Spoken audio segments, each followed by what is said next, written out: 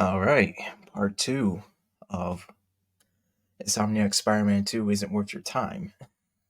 Man, uh, before we get into this, I just want to say thank you to the people that actually don't don't really support stuff that are basically propaganda pieces to spread ideals that are being forced upon, I guess, gamers, normal people, and all that who are just trying to enjoy their life. They're just trying to at least just trying to be normal with their day, man. Just go through life. Have a day where they don't have to hear or see things that just being shoved in front of them. I mean, it gets real tiring. So those people who understand how I feel and know what I know and everything, man. I salute you guys seriously. I just want games to be better. I want games to be fun, not trying to focus on this ultra realistic graphic type shit, or trying to, again, as I've said before, trying to push propaganda pieces of ideals, and that's all it is, man. This stuff should be about fun. It should be about Spider-Man, right?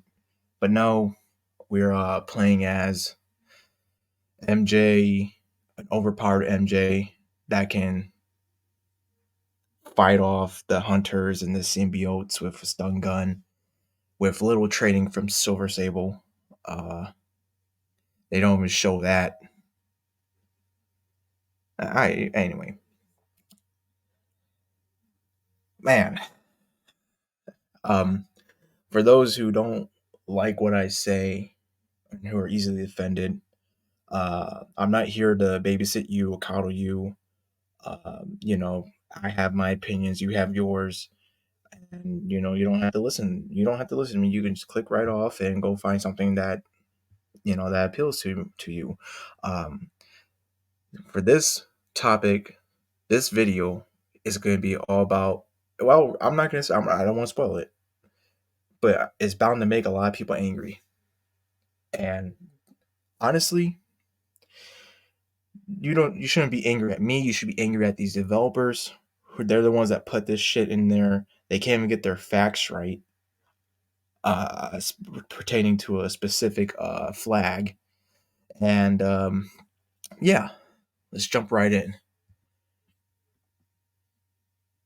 So first, I want to get into this because I got some beef with this one too right here. I'm about to pull up for y'all.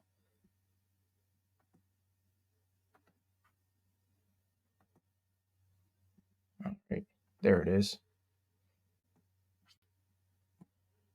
So what I'm currently showing to those who are not watching but listening, this is a scene where Miles Morales encounters Black Cat, and we get this perfect dialogue. You only care about yourself. Look, kid. Not that it's your business. My girlfriend's in Paris. And I got her into trouble with some bad people. All right. So, as y'all can see right there, Black Cat is suddenly bi. Last time I checked, that woman was not into women. She was crazy for Spider-Man. But all of a sudden, she has a girlfriend. Now, I know there's some of y'all out there that's going to probably say, well, D Rhino, it's been hinted at that she like girls and blah, blah, blah. Well, sure, in your little made up world, your little made up mind, maybe. But in the actual comics and from television shows and games previously, before Spider-Man 2, Insomniac Spider-Man 2, I should say, uh, she was never, and I mean never, into other women. It was always Spider-Man. Always. And this is where this is the classic type of twist that these modern Western game developers like to do.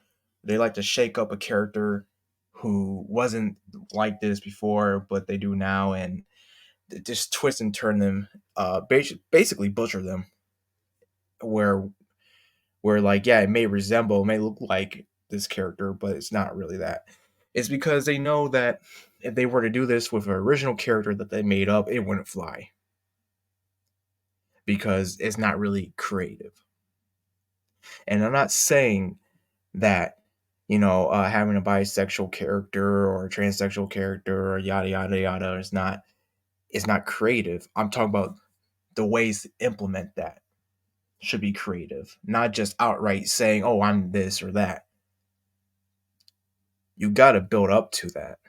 This mission right here wasn't really a huge build up. It was literally a classic cat chase, cat chase, where you've done this in previous games before, especially with the Activision Spider-Man 2 game where Tobey Maguire Spider-Man was chasing after Felicia, and this is nothing new. And honestly, I don't even think Miles should be in this part. It should be Peter. It should be Peter talking to Black Cat, really, not Miles. Miles doesn't really have a history with Felicia. Peter does, so that's kind of like another problem I have with this scene, other than the bisexuality reveal. Is this now? Correct me if I'm wrong. I do sort of remember her hinting towards Peter that they have a kid or had a kid or something, or maybe it was just made up. But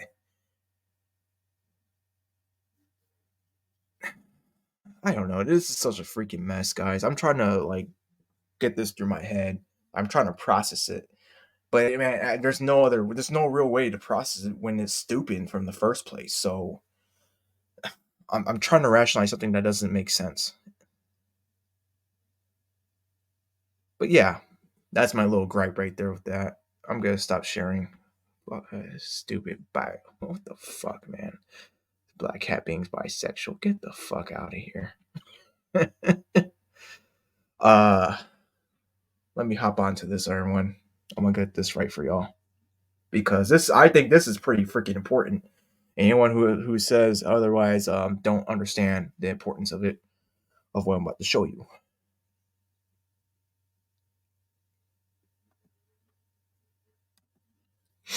Because I mean, how can you fuck up this bad?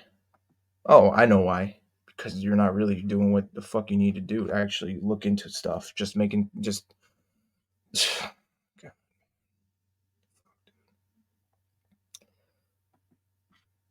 all right.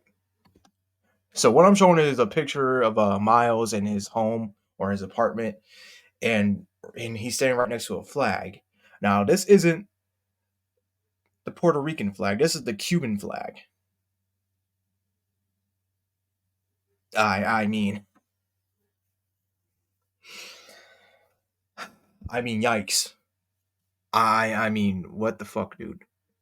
Is someone stuck on stupid? Obviously, they have to be because this company so far has. I don't know how the fuck you can mess that fucking up. All you have to do is literally type in Puerto Rican flag, and there you go on Google. You, you know what? Let me show you how easy it is.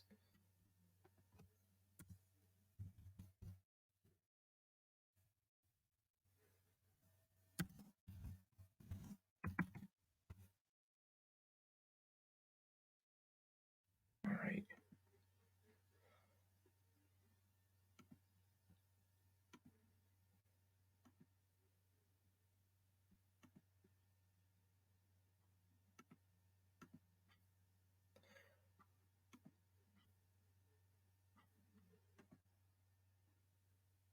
See, there you go. Puerto Rican flag, right there.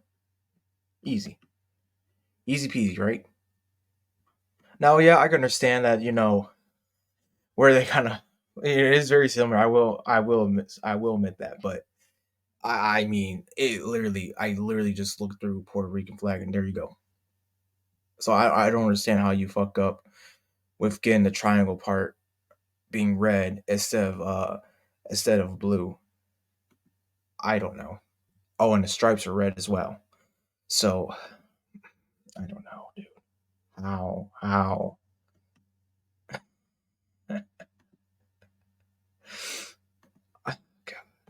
I'm laughing at this because this is so. What the fuck, man? How do you fuck up this bad? We live in the age of Google, DuckDuckGo, other search engines, and you can't even get one damn flag right. But they will get the LGBT flag right. Oh yeah, that's right. I'm talking about your beloved LGBT as well. That's one of the talking points. Actually, I think that's up next. Hold on, let me get a drink.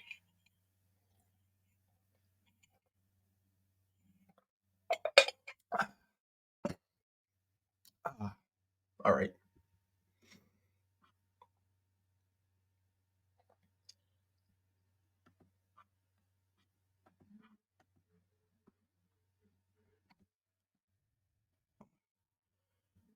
Oh, I'm sorry. I'm sorry.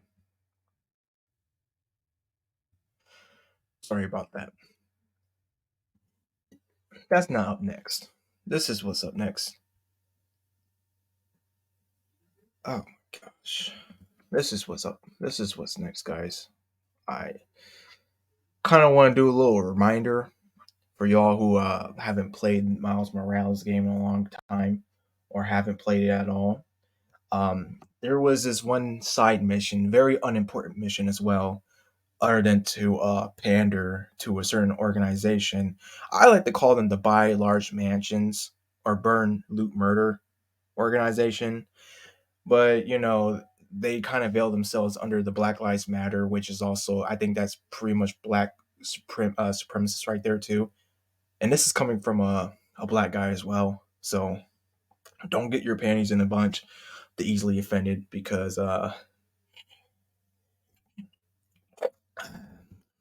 if you do, that'd be pretty much oppression. I'm just saying, maybe you need to shut the fuck up and let me speak. But of course, you guys don't. Those people, they don't care about free speech in the first place. But I thought I'd remind you guys of this little image right here.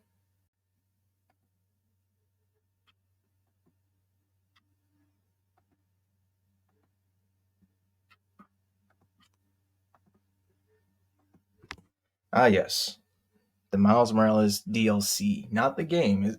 Yeah, and that's another thing. Miles Morales did not need to be a $60. Was it a $60 game?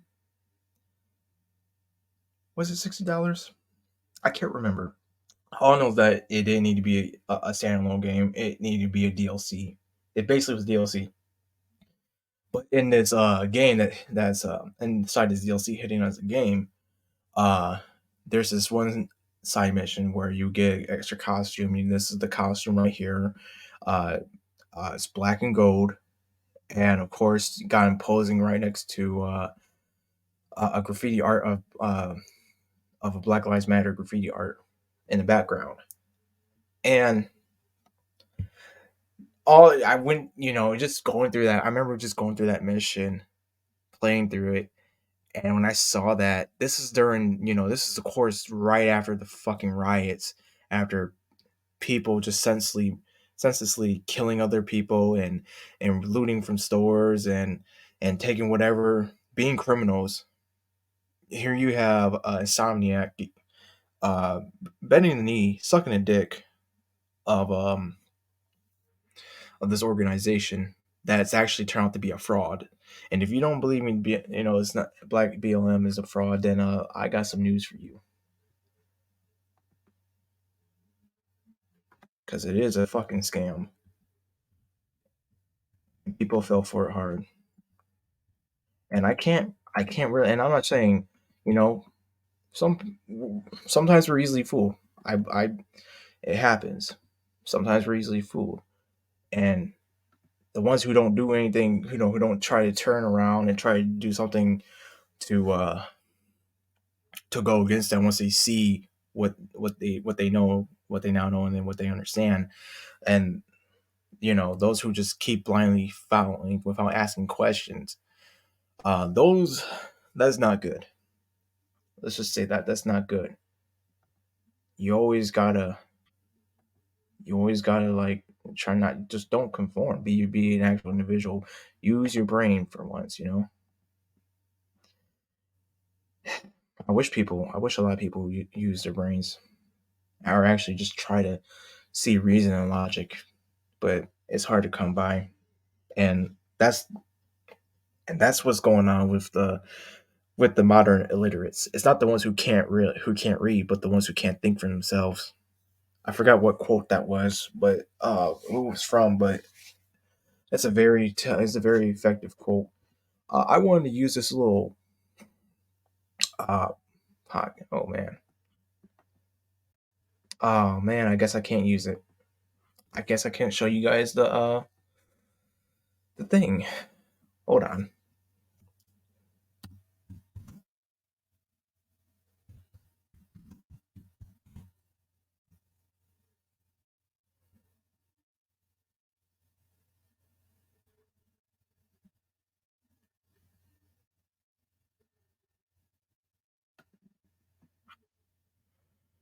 All right, here we go.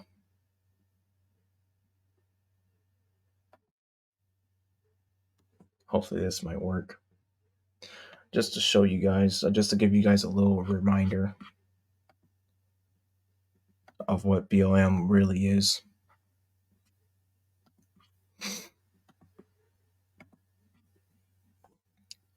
BLM's millions unaccounted for after leaders quietly jumped ship. This is a article from the Washington Examiner. This was made back in January 27th of 2022, and the investigative reporter is Andrew Kerr. It goes on with, no one appears to have been in charge at Black Lives Matter for months. The address it lists on tax forms is wrong, and the charity's two board members won't say who controls its 60 million bankroll. A Washington Examiner investigation has found. BLM's shocking lack of transparency surrounding its finances and operations raises major legal and ethical red flags, multiple charity experts told the Washington Examiner. I don't want to play this. Hopefully that doesn't start playing. Yeah, it started playing, of course.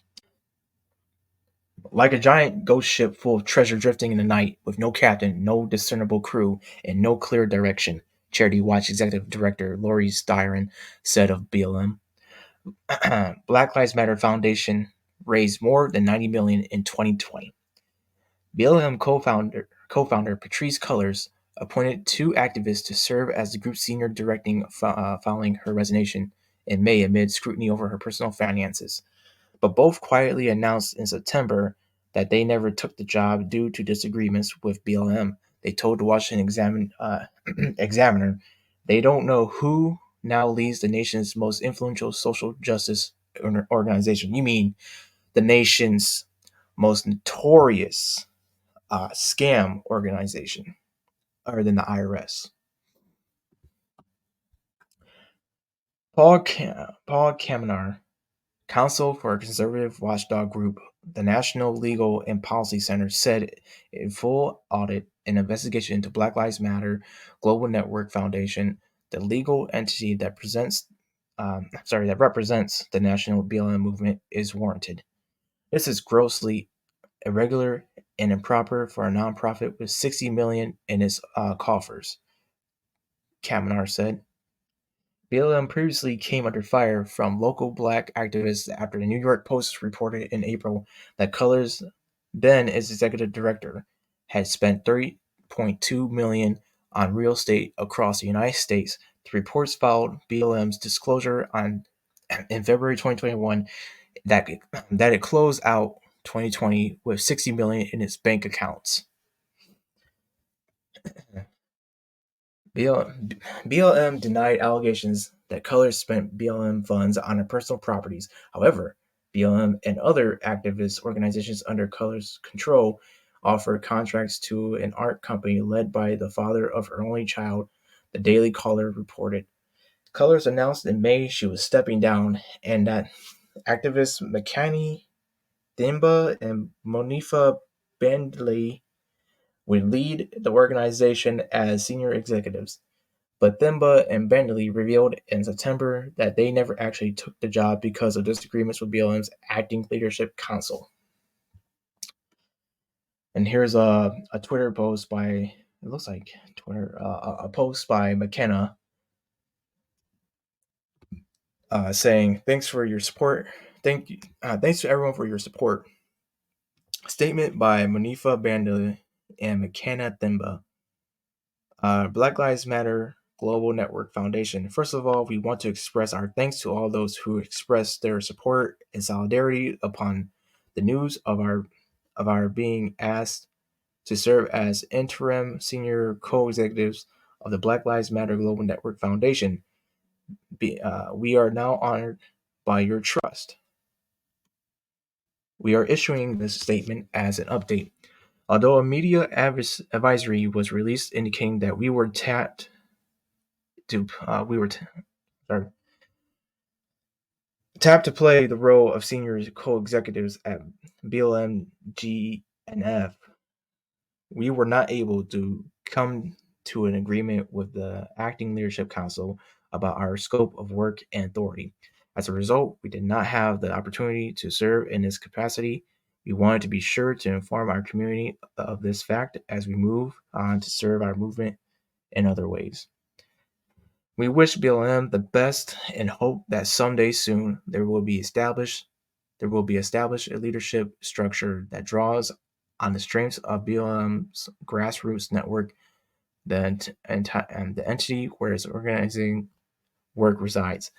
Thank you again to all who offered their support during this journey. We take heart in the knowing that our people will be free, that we are a strong and resilient movement, and that the ecosystem organizations fighting for Black liberation is strong as ever. That was a mouthful. Hold on. I gotta take a drink.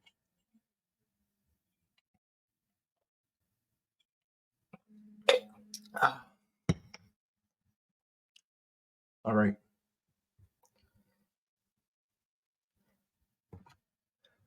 Both Themba and Banley told the Washington Examiner they do not know who took over as BLM's top executive over their departure, and neither would say who served on the council. We never actually started in the position, so we never received any detailed information, Themba said. While a charity's finances are ultimately the responsibility of its board of directors, BLM's bylaws explicitly state that its executive director shall have charge of all funds and securities of the corporation. The two remaining BLM board members, Shalomaya Bowers and Raymond Howard, did not return numerous requests for comment asking who has been in charge of BLM and its money since Colors left the charity in May. Bowers served as a treasurer for multiple activist organizations run by Colors, including BLM PAC and a Los Angeles-based jail reform group that paid Colors $20,000 a month and dropped nearly $26,000 for meetings at a luxury Malibu beach resort in 2019. Bowers declined to comment when reached by phone on Monday. Howard has spoken openly on Facebook about his work with BLM and his close relationship with Colors, but he appears to have recently taken steps to conceal his role with the charity. As recently as last Friday, Howard's LinkedIn profile stated that he is the director of the operations for an international social justice organization. His page was modified after the Washington Examiner contacted Howard for comment and now states he serves as a director of the operations for a nonprofit, a reference to Howard's position as the finance and operations manager of New Impact Partners, a Dayton, Ohio-based consulting firm owned by his sister, was also removed from his LinkedIn profile. Also, as recently as last Friday, a website for New Impact Partners attributed a quote to Raymond from Black Lives Matter Global Network Foundation, thanking the consulting firm for its help solving BLM's organizational challenges. The attribution was removed from the website after the Washington Examiner asked Howard how much BLM has paid his sister's firm. Despite New Impact Partners' apparent efforts to conceal its affiliation with BLM, the consulting firm continues to solicit applications for its talent network, which it says will connect job applications directly to BLM and other activist organizations. Longtime charity expert Doug White said it's a red flag that BLM won't answer basic questions about its finances and leadership structure. $60 million is not chump change, White said. What BLM does is of tremendous social importance. That they won't give an honest or complete or straightforward answer in regards to its leadership is a concern. Not only do they not have an executive director right now, we think, but they also don't want to tell you how the organization is being run. BLM was not a charity in its own right for much of 2020, a year in which it received a windfall of cash from the big corporations and individual donors spurred by the police killing of George Floyd, and which is false. The autopsy report, the autopsy report just came in. So again, folks, this is from 2022.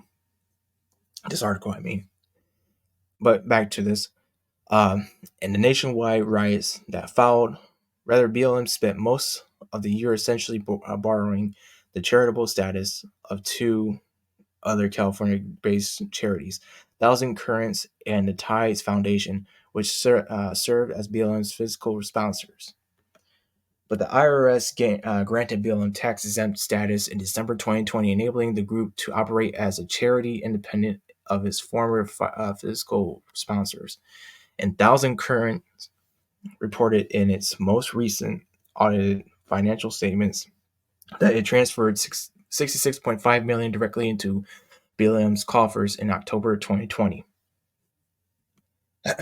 Colors signed the asset transfer on behalf of BLM on September 16, 2020, according to a copy of the agreement provided to the Washington Examiner by the California Office of the Attorney General. BLM published a report last February saying it incurred $8.4 million in operating expenses in 2020 and that it closed out the year with $60 million under its control. But BLM reported to the IRS in August 2020 they expected to incur precisely, oh, Jesus Christ, man, I didn't even realize that they were getting that much. Wow. Seriously?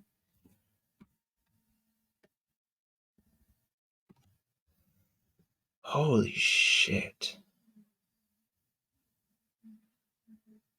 All right. I think I read enough, y'all. I ain't trying to give you a whole wow. Okay. So you guys get the whole gist of that. You guys are kind of understand why or why I look at BLM as a scam. I'm gonna take a drink.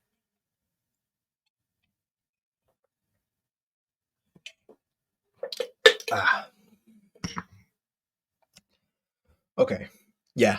So there's my evidence right there, y'all, of what I think about BLM and why I dislike this BLM stuff being in Spider-Man.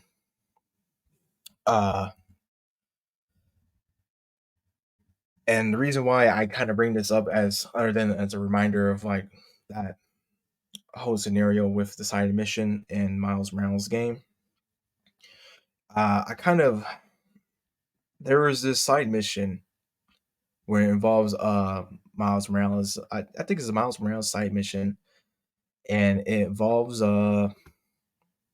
his girlfriend, Haley. She's deaf.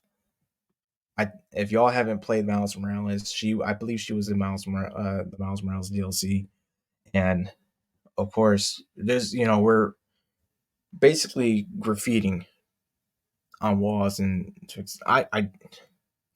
I'll be honest, I took like a quick look at the side mission scam because it's boring. It's boring. I'm trying to play, for a game titled Spider-Man 2, and on the cover you see Peter Parker, Miles Morales. I would be thinking, okay, we're playing as these two Spider-Men, not playing as MJ or or this girl named Haley who's deaf, and of course they basically lowered the volume to simulate how deaf people, how she's deaf and everything, and you're just tagging the walls with spray painting the walls and doing decorations or whatever and something else. It's real boring, guys. It's literally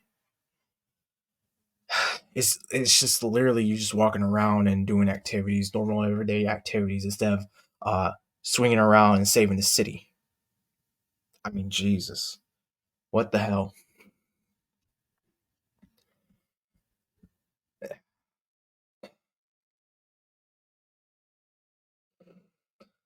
Useless side missions that serve no purpose other than to advance some type of propaganda. Preaching harshly in your face, even though you borrowed a game, or you paid $70 plus tax, or maybe you had a discount, whatever, whichever. It's not worth your time. This shit is not worth your time. And yes, I know y'all can say, well, D-Rhino is the side mission. Yes, I get it. For those who like to do who like the 100%, who like to get the platinums, it means everything to them. They like, they are achievers. They like to they like to have that record. Like, yeah, I did all that. But my gosh, I can't imagine that. All right, that's enough. That's enough. I kind of went on a tangent, sort of, kind of. Oh my gosh, what a boring fucking side mission. Serves no purpose. Oh yeah. Oh, now we get to the fun part. About damn time.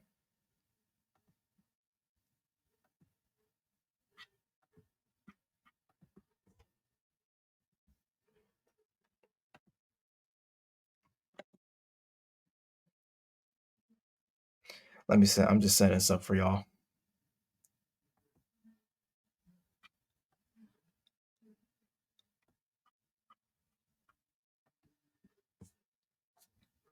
So, do y'all remember when the PC port of Spider-Man 2018 and the remaster version basically were coming out, and after they came out, people were talking about the LGBT flags, and some modder replaced the LGBT flags with the American flag, and that just got him or her banned, because how dare they replace the LGBT flag with the national flag, and how Insomniac, from as far as I know, Insomniac didn't say anything. They kept quiet instead of actually standing up to disavow what Nexus Mods did. Funny how that shit happens, huh? Oh, I got something to show y'all.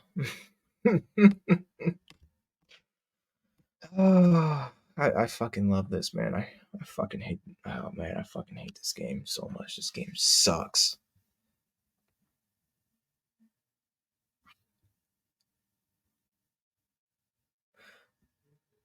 But oh yeah, oh yeah, they're fine with banning a modder who dared take away LGBT flags, but they're fine. But they're especially fine with Saudi Arabia having a censored version of the game that gets rid of a certain ideology. Spider-Man 2 reportedly censored in Saudi Arabia. Sony releases a censored version of Marvel Spider-Man 2 so that the open world action game can get an official release in Saudi Arabia. In the end, all they care about is money. Yes, yes, I know. That's no surprise. A fucking monkey can see that. I mean, the smallest,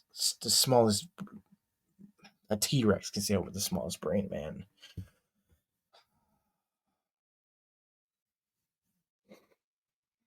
Okay. Um, this article is from by Game Rant. The guy who made this is Dalton Cooper, and this was made 6 days ago. So the highlights are Marvel Spider-Man 2 has reportedly been censored in Saudi Arabia and the UAE, removing LGBTQ plus elements from the game's content. The release in the Middle East includes support for Arabic voice acting, but changes have been made to remove pride flags and alter a side mission featuring a gay couple. Oh yeah, that too. I remember that. It remains to be seen if other potential changes have been made, such as Black Cat no longer being portrayed as bisexual. This is so dumb. Let me close that out. Marvel Spider-Man 2 has seemingly been censored so that the open world superhero game could be released in Saudi Arabia and United Arab Emirates. I'll be honest, guys, I can't pronounce that. Uh, Previously, it was confirmed that Marvel Spider-Man 2 features LGBT elements that needed to be modified before the game would be allowed to release in the region. This meant that Spider-Man 2 release date came and went without a version of the open world superhero game available for purchase in the Middle East. At the time, it was unclear just how long gamers in that region would have to wait to start their own adventures in Spider-Man 2, but the game has now launched in the area. Spider-Man 2's launch in Saudi Arabia and the UAE includes support for Arabic voice acting and writing, though it also comes with the removal of LGBT elements. I wonder why. It has been reported online that the version of Spider-Man 2 available in Saudi Arabia and the UAE has removed pride flags from open world New York City and has tweaked a side mission featuring a gay couple. During Miles Morales BVU side missions, players are tasked with helping a student ask their boyfriend out for homecoming. This mission apparently still exists in the Middle Eastern version of Spider-Man 2, but it has been changed so that the two boys are no longer in a romantic relationship.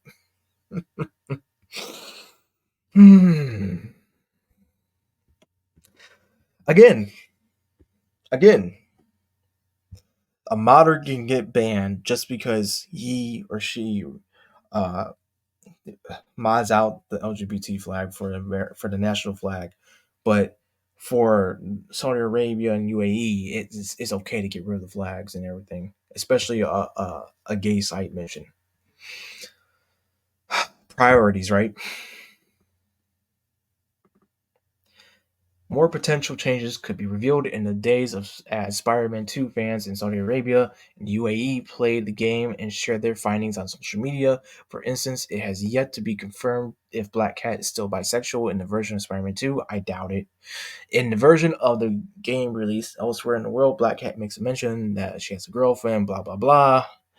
It would be interesting to see how the community reacts to this censorship, especially since Spider-Man 2 is a game that otherwise features a lot of inclusivity and minority representation. Unfortunately, this isn't the only controversy the game has been dealing with as of late, as it was recently discovered that Insomniac accidentally included a Cuban flag on the wall of Miles' apartment instead of a Puerto Rican one. Insomniac was quick to release an update fixing the flag issue, but the censoring of the LGBT elements in certain versions of the game is likely out of its control. This is what happens when you focus more on pandering and doing propaganda instead of actually making a fun game. A game that's supposedly for everyone based on a character that a character's of a character's world, a universe, really, and we can't properly experience that because it's all about the message. So how do you guys feel about knowing this, that Saudi Arabia and UAE, they're getting censored copies? Shouldn't they get the uncensored and see how it's like? I mean, I'm just saying.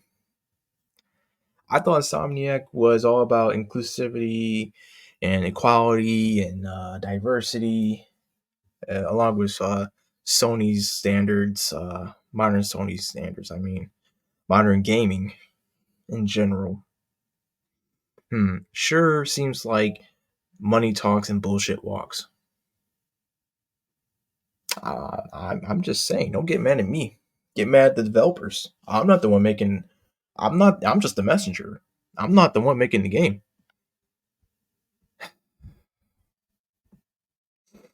What a fucking clown show, guys.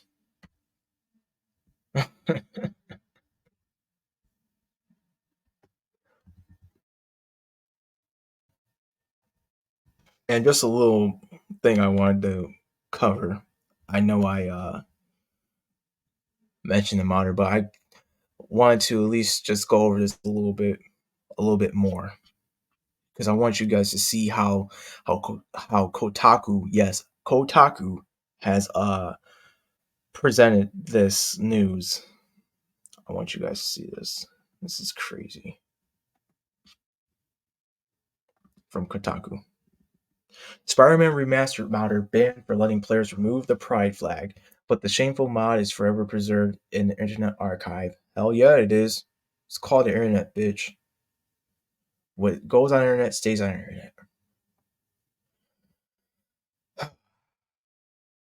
I'm not even going to mention their name. On August 15th, Mike Hawk, his words not mine, uploaded a Spider-Man remastered modification to Nexus Mods that replaces Newton's Prism's artifacts with the stars and stripes. Its description said, but the mod, Sarah, I'll be honest, guys, I'm not good with this word. But the mod named Non-Newtonian New York wasn't the work of a rogue Isaac Newton hater crusading through time to challenge the physicist's glass prism experiment. It was just some modern homophobia, and it replaced pride flags throughout Spider-Man's New York with the U.S. flag. A bold move for someone with a username that's meant to sound like my cock. I know.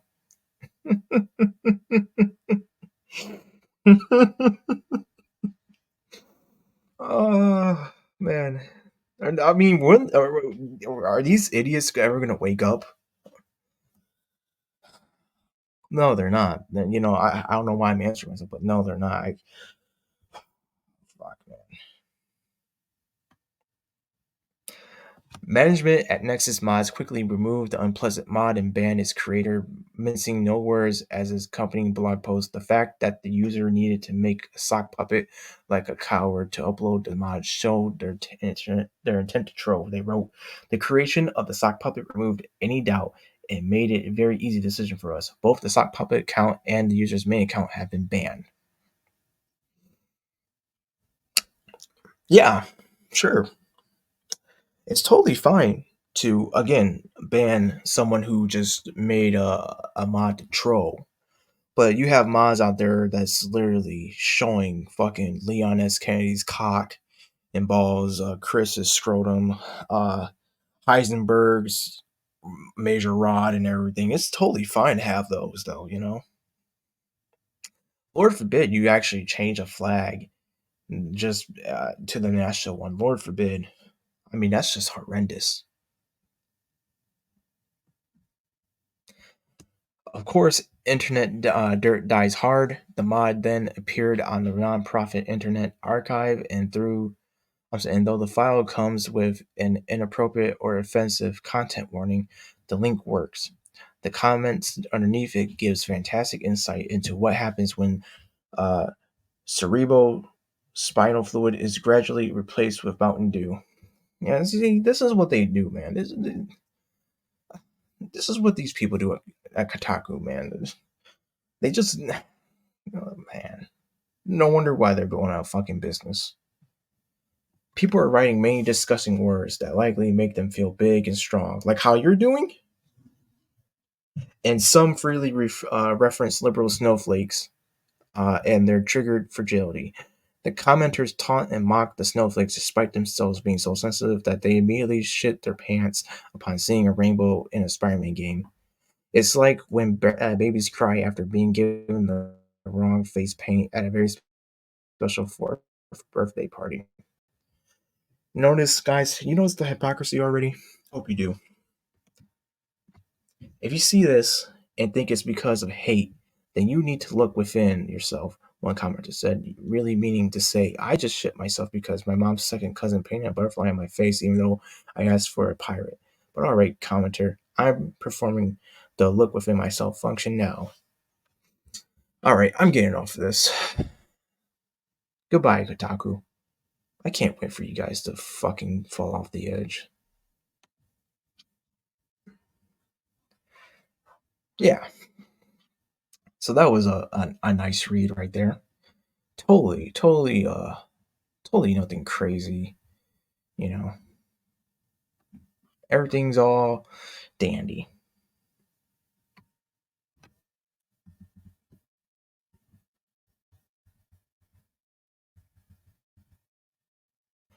I also have this right here,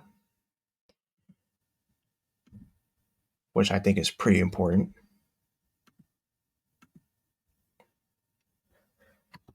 If Spider-Man 2's inclusive language bothers you, find another hobby. Video games are not for you. And this is for the listeners. This is a picture of Spider-Man giving a thumbs up in midair while the LGBT flags are there and there's graffiti art in the background. And funny how these crybabies, these snowflakes, these weirdos berate and mock us for gatekeeping, but then they turn around and do the same thing after they infested our hobby and took over the things that we once loved. What did they say about evil? Oh yeah, that's right. Evil can't create, it can only destroy. By all means, continue to destroy the things that people once loved because that's only going to make people open their eyes up even more and be determined to create their own shit. So, yeah. How did we get to this point, man? Seriously, how did we get to this point?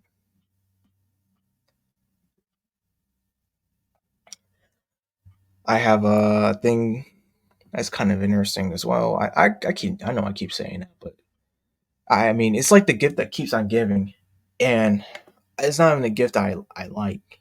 I'm just covering this for y'all. I'm covering this for y'all, and plus I have a little bit of curiosity as well because of just how bad things have gone. Oh shit! Hold on, there we go. Article from Niche Gamer says Marvel Spider-Man 2 butchers Spanish language to be inclusive. Now this one is fucking crazy. I don't know much. I don't know how to. Obviously, I'm not fluent in Spanish. I can speak a little bit, but I can't do full sentences. I can just say, see or no, basically. But I understand that it's a gendered, uh, it's a gendered language. So them trying to be Insomniac trying to be inclusive and have this is it non-binary androgynous language, whatever the fuck it is. Social media users learned the alleged Spanish version of Marvel's Spider-Man 2 alters the Spanish language to be inclusive and to the point of it being grammatically incorrect. The Twitter user shared a video of the alleged Spanish version of the game and started to break down why it makes no sense. Of course, we see the Twitter post by manga lawyer, and he says, "Here is something interesting for Latinos. Spider-Man 2 has an inclusive language for those English speakers. This will be like spreading Latinx all over the game." I hate fucking saying that word, Latinx. That's not a fucking word. Ah, man, but you get the whole thing. That's what he's trying to get through. Anyway, now you can predict what NPC has followed this behavior. So this is a scene between Peter and Harry. I'm not gonna play this actually, but it's I have seen this and I just went like, what the fuck, dude? Spanish is a gender bended. I'm sorry, gender bended. Fuck. Spanish is a gendered language, meaning certain words are said differently depending on the gender of the person being spoken about. An example for non-Spanish users would be una I'm not gonna pronounce that. I'm gonna fuck that up. When referring to a female entomologist and un entomologo fuck for a male entomologist. Oh my god. I'm sorry, y'all. I told you I don't do Spanish. Here's a more in-depth explanation from actual Spanish speakers. What did he say? There's a guy right here asking what did he say exactly, and another guy saying in Spanish there is only masculine and feminine, doctor or doctora, un or una, entomólogo or entomóloga. So it had to be either Dr. Young, un importante. I can't. Sorry, I'm butchering it. There's no X or E. It's woke crap. Oh, so E is the new thing. I I comes and saying, not really. Maybe I just haven't seen. I haven't been on this type of discussion enough. But for the spoken Spanish, we use either the male or female version of the words, since Spanish is a gendered language, and the concept of gender neutrality or non-binary doesn't exist in it. Uh, and that's all about people realize like saying like, oh wow, this this Latin uh, this basically this slur of for Latin is being used in there, and this woke shit is infestation. Again, do not be mad at me, weirdos. This is the people. This is the people who are actually who Spanish Spanish speakers, or who actually studied Spanish for a long time and they actually respect the culture. I know y'all don't really respect anything, so y'all come up with this weirdo shit. But the normal people like me want to like, hey, look, why can't we just have normal language? A different different languages, English, Spanish, Japanese, Chinese, Russian, you know. But no, you gotta make things that don't make sense.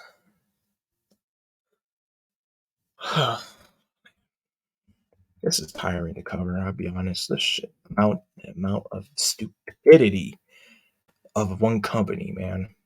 Maybe two, maybe all of it. Continues with video game companies seem to be pandering to the same individuals who constantly denounce the United States for colonization. Yet it's worth mentioning said individuals and companies seem to have no issue with rewriting another country's language to be inclusive. Here's only some of the comments discussed by this. It's worth noting plenty of Spanish speakers were also upset. Yeah, of course they were upset. And right now, what I'm showing for again for the listeners, I'm just showing posts from Twitter that they're upset about this, and they're talking about things are showing memes of like Hispanics when you call them a slur, Hispanics when you call them Latinx. Okay, that's a pretty that's a pretty funny meme right there. I remember seeing that one. uh,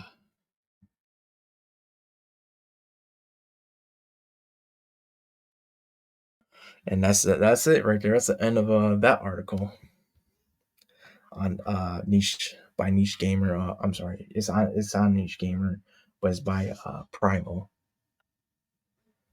So Yeah.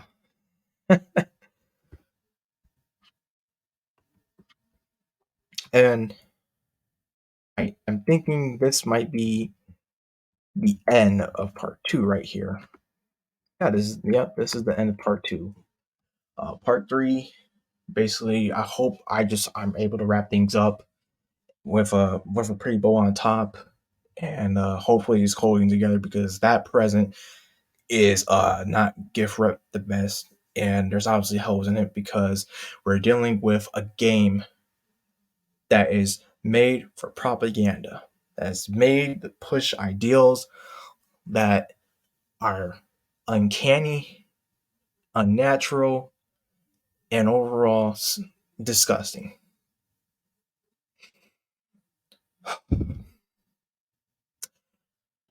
With a superhero game, I think of a hero that's supposed to unite people. That's no matter what race, color, gender, yada yada. But here, obviously, you got to have like this, BLM or whatever, and then um, you got Peter Parker being bitched out at by MJ when she's the false scream, even though he's literally putting his life on the line to save the entire city more than once. Just basically apologizing for being a superhero. Even though in 2018, Spider-Man 2018, he literally saved the city from a fucking plague that was made by Oscorp. He lost he lost his last relative, Aunt May, by making the hard choice of sacrificing her life to save others by having basically the last antidote before it could be multiplied.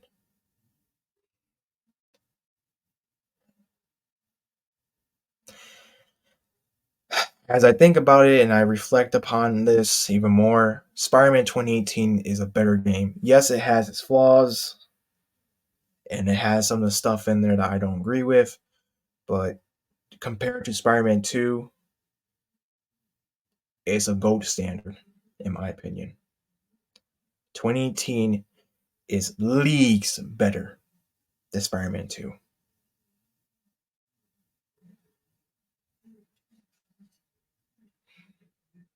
I didn't really feel I didn't even feel anything when I was watching the 11 hours of playthrough time, watching the extras, looking into things. Um, I didn't feel anything emotional really. I didn't feel any connection really with characters. Unlike with Spider-Man 2018, I felt Doc Ock's struggle. I felt how he he and Peter wanted to try and better the world, but it just with his race against time of having that neurological disorder, and with the pressure that Norman was putting on him, and him trying to do everything legally and lawfully, only for him to snap. And, and when you're going against Doc Ock, that was basically your mentor. The guy that you looked up to has become a villain and has caused so much pain and suffering. And when you finally got the cure and you're saying the last words to him, you see a bit of like you want to help him, but the only best way to do it is to leave him behind.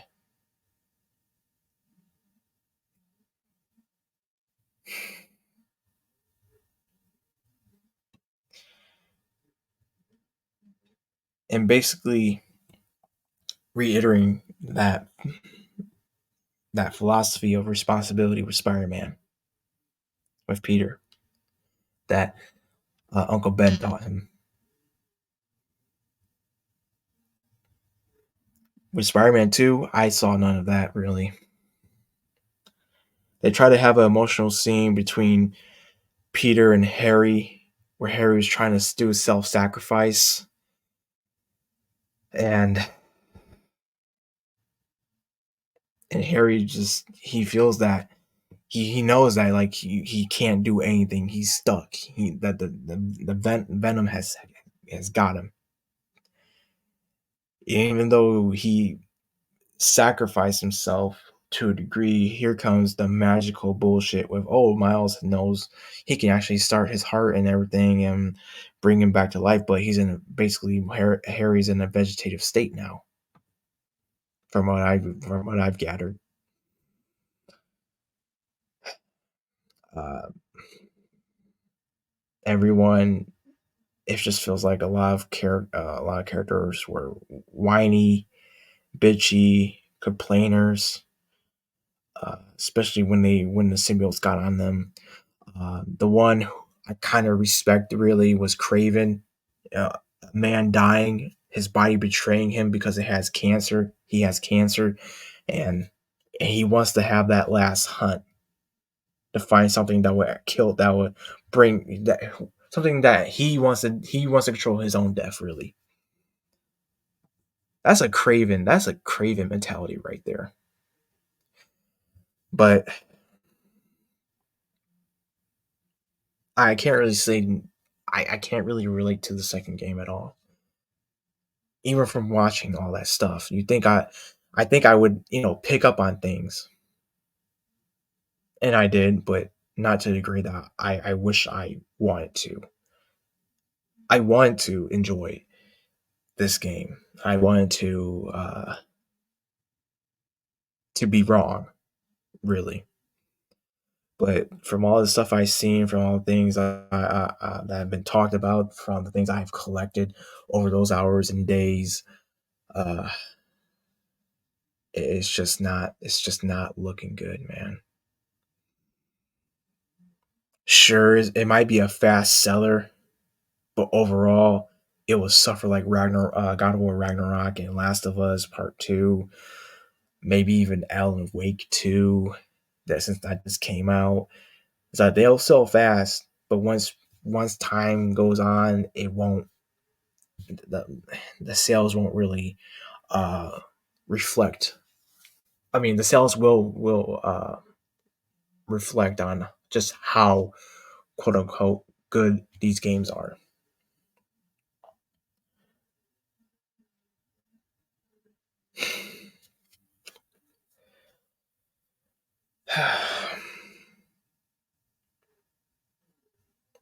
I find it unfair that a game that focuses on a brother and sister, and yes, of course, it's an indie game. I forgot what it's called, like Coffin something, gets a lot of hate just because the whole incest thing. Look, games can have whatever the fuck they can have in it, right? Fine, but I just there's this hypocrisy. There's this double standard, man. And I see it more often with fucking indie game developers that they're getting a lot of hate, even though they made a game that's completely fun. Maybe it'll test the waters here and there, obviously with certain subjects, but overall it's fun. But here with AAA games, man, I don't understand why people get on their knees and suck the company's cock that just mistreats them. I know, I understand. I'm going on a rant here, and I'm off script. But to the people who buy these games and who are not really trying to wait a month or even a week or two to see what's really going on, and who are just buying it just to buy it, and they're like, "Oh, I can't wait." They, you guys are contributing. You guys are contributing to this shit, like $10 fatality in Mortal Kombat 1. Shit like that being made, a fucking fatality for $10 when they just used to be unlockable.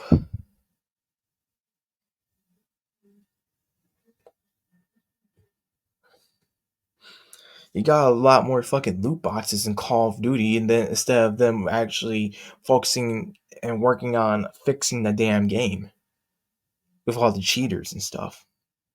Yeah, and you have a basically and it looks like Modern Warfare 3 is a copy and paste of Modern Warfare 2019 and Modern Warfare 2 remake. I mean, not remake. Uh, whatever the hell it is, man. I just.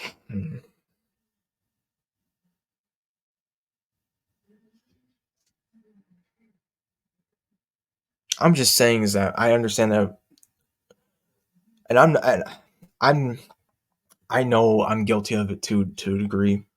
I've done it with Resident Evil 3 remake. I I was very impressed with Resident Evil 2 remake. I thought it was gonna be as good as Resident Evil 2 remake. Then when I played, I was like, this is just DLC. I've done it. I'm not innocent, but I've learned after Cyberpunk 2077.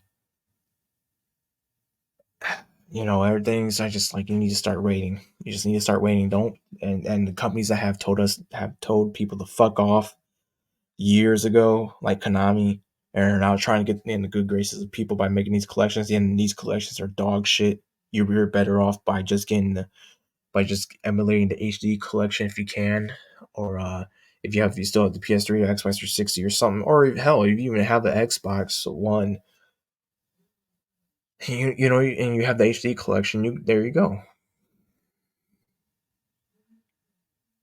I just. And you're not even, and y'all, you're not even getting the full fucking games of the MGS collection. I don't know, man. There's a lot of things wrong with the entertainment industry, especially video games. And it won't change. It won't change until we actually start, if a lot of us start voting with our wallets. I understand. I totally understand. You've been waiting 10, 15, maybe 5 years for a game to come out, and when it finally comes out, you're like, man, I gotta play this, man. I remember it's because it's that nostalgia. It's that nostalgia, man, in the back of your head, and every day it just comes. It goes towards the center of your head, and it goes to man, dude. I get it, but you gotta hold off a little longer. You gotta wait. You gotta be patient. You gotta see what's really just see how they're gonna what they're gonna do, especially with companies that have a known history of doing crazy ass shit to their customers. Uh, I think that's it, guys. I think that's the end of my little rant right there. Um, I expect there to be some crazies and weirdos to do their little comment ranting and call me all types of crazy ass shit. But to the people who understand, who understand, who want to change this modern gaming culture into something that to at least be better. I understand that the old days are, we won't get the old days back, but at least try to change it, push it more towards the positive. Y'all keep on going. Y'all keep on showing what you can do with your money. Don't buy these products that they treat you like a consumer. Be a customer, not a consumer. Be a customer.